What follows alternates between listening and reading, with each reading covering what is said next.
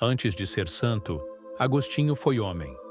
E como todo homem, foi dividido entre o prazer e a culpa, entre o orgulho e o arrependimento, entre o desejo de ser livre e o medo de ser escravo de si mesmo. Ele não nasceu santo. Ele se tornou santo, porque aprendeu, pela dor, que o coração humano só encontra paz quando volta para Deus. Agostinho nasceu em Tagasta, no norte da África, no ano 354. Era filho de Mônica, uma mulher de fé profunda, e de Patrício, um homem pagão e temperamental. Desde cedo, sua mãe via em seus olhos algo diferente, uma inquietação, uma sede que nada parecia saciar. Ele era inteligente, brilhante, curioso, mas também impetuoso. Gostava do prazer, das palavras, das ideias e da liberdade. Mônica o ensinou a orar, mas ele queria viver, queria sentir.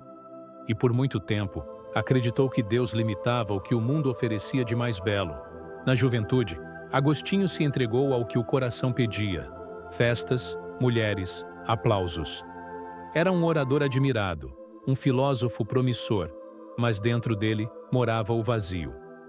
Buscava a verdade nos livros, nas paixões, nas palavras. E quanto mais tentava preencher o vazio, mais ele crescia. A mãe, ajoelhada todas as noites, rezava por ele. Pedia a Deus que o trouxesse de volta, que o despertasse antes que o mundo o destruísse. Mas Agostinho, cego de orgulho, ria da fé. Dizia que as orações eram boas para os fracos e que ele, forte e racional, encontraria a verdade sozinho. Durante anos, vagou entre correntes filosóficas, mudando de crenças como quem muda de roupa.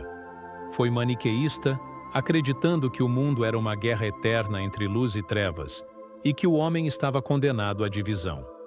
Depois, mergulhou na retórica e na vaidade intelectual. Tornou-se professor. Foi aclamado, elogiado, aplaudido. E quanto mais era admirado, mais se perdia. A alma se tornava pesada, e os prazeres que o encantavam começaram a deixá-lo cansado. Agostinho tinha uma companheira, uma mulher simples, com quem viveu por muitos anos, e teve um filho, Adeodato, cujo nome significa dado por Deus. Ele amava o filho, mas não sabia amar o próprio Deus. Buscava sentido nas coisas erradas, e cada conquista o deixava mais distante daquilo que realmente buscava. Um dia, ao ouvir um sermão de Santo Ambrósio, bispo de Milão, algo começou a mudar. Não foi de repente. Foi como uma brisa leve depois de uma tempestade. As palavras do bispo eram diferentes. Não condenavam, não humilhavam. Eram palavras de verdade e ternura, que falavam ao coração, e não apenas à mente. Agostinho, acostumado a argumentos, encontrou em Ambrósio a beleza da simplicidade. Era como se Deus, pela primeira vez, falasse diretamente com ele. Mas mesmo assim, ele resistia. Dentro dele havia uma guerra. Ele queria mudar, mas não conseguia. Amava Deus com a alma, mas ainda amava o mundo com o corpo. Passava noites em conflito, chorando, debatendo-se entre o arrependimento e o desejo. Ele mesmo escreveu depois: Eu dizia, amanhã me entregarei, amanhã mudarei. E o amanhã nunca chegava. Certo dia estava em um jardim, tomado por uma angústia profunda. Chorava em silêncio, envergonhado de si mesmo, sentindo o peso de todos os anos vividos longe de Deus. E então, ouviu uma voz de criança, suave e insistente, dizendo: Toma e lê. Ele olhou ao redor, mas não viu ninguém. E sobre a mesa havia um livro, As Cartas de São Paulo. Abriu ao acaso, e os olhos caíram em um versículo que dizia: Revesti-vos do Senhor Jesus Cristo, e não procureis satisfazer os desejos da carne. Naquele momento, tudo dentro dele se calou. O fogo da dúvida se apagou, e a alma se abriu como uma janela diante da luz. Ele se levantou e disse: Agora entendi. O amor de Deus não é uma ideia, é uma presença. Agostinho chorou como uma criança. Chorou pelos anos perdidos, pelas palavras vazias, pelas noites gastas em vaidade. Mas suas lágrimas não eram mais de culpa, eram de libertação. A mãe, Mônica, que há anos orava por sua conversão, soube da notícia e chorou também. Quando se reencontraram, ela disse: "Meu filho, nada mais me resta desejar na terra. Deus me concedeu ver-te convertido." Pouco depois, Mônica faleceu em paz. A partir daquele dia, Agostinho abandonou a antiga vida. Vendeu suas riquezas, libertou os servos, dedicou-se à contemplação e ao estudo das Escrituras. Seu filho, Adeodato, morreu jovem, e a dor o visitou novamente. Mas agora, ele sabia onde colocar a dor. Já não buscava respostas no mundo, mas na eternidade. Tornou-se padre, depois bispo de Hipona. Escreveu sobre amor, graça, livre-arbítrio e sobre a alma humana que busca Deus, mesmo quando foge dele. Em suas obras, deixou palavras que atravessaram séculos. Fizeste-nos para ti, Senhor, e inquieto está o nosso coração enquanto não repousa em ti. Essa frase se tornou o resumo de toda a sua jornada.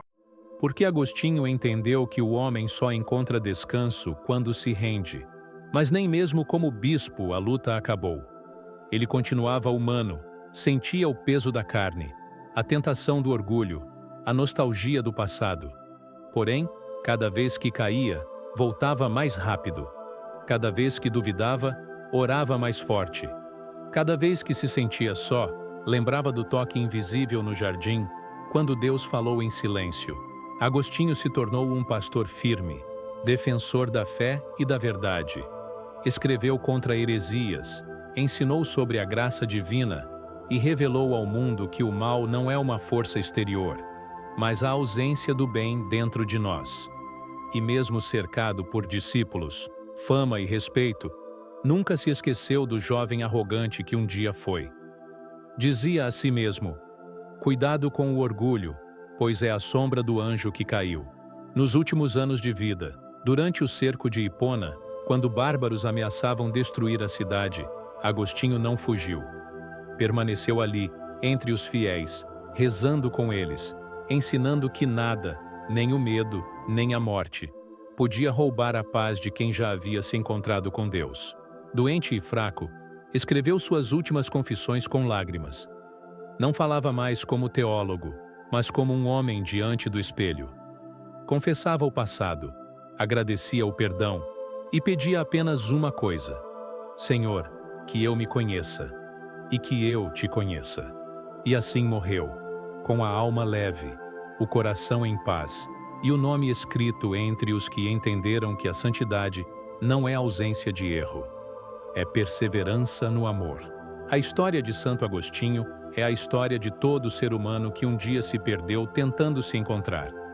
Ele provou que o pecado não define o destino, define apenas o ponto de partida, e que Deus nunca se cansa de esperar por quem insiste em voltar.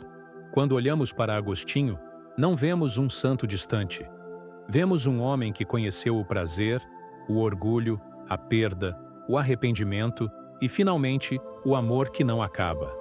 Vemos a verdade mais simples e mais difícil, a de que Deus não exige perfeição, exige sinceridade.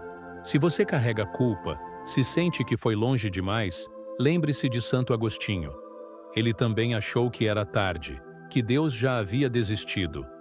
Mas descobriu que Deus nunca se cansa de recomeçar, porque o amor divino é mais paciente que o pecado humano, e sempre há tempo de voltar.